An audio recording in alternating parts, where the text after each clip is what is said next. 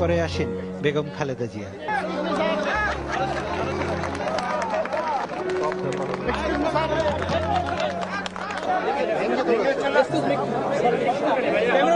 সাংবাদিকদের হাজারো প্রশ্ন, কেমন লাগলো, ভবিষ্যতে আবারও কথা বলবো।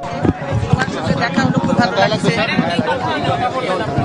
বিভিন্ন বিষয় নিয়ে এই আলোচনা হলো আর কি, কুশল বিনিময় হলো, কেমন ছিলাম, জেলের মধ্যে কেমন ছিলাম সেগুলো নিয়ে আলাপ হলো। না, নির্বাচন নিয়ে গেল, নির্বাচন নিয়ে তো দেখুন আমি তো বলে দিয়েছি বৈঠকে বসতে আমার কোনো আপত্তি নেই। কেমন আছেন? ভালো আছি। ভালো আছি, দুজন পাশাপাশি ছিলাম কিন্তু কারো মুখ দেখতে দেয় নাই। এখানে শুধু মানে গ্লাস না, ওই যে ঝাড়কা দিয়েও বন্ধ করে দেওয়া হয়েছিল। আমি যে বিল্ডিং এ ছিলাম ওখান থেকে খাবার রান্না হতো জেলখানার, এবং ওনার বাড়িতে সবসময় পাঠানো হতো।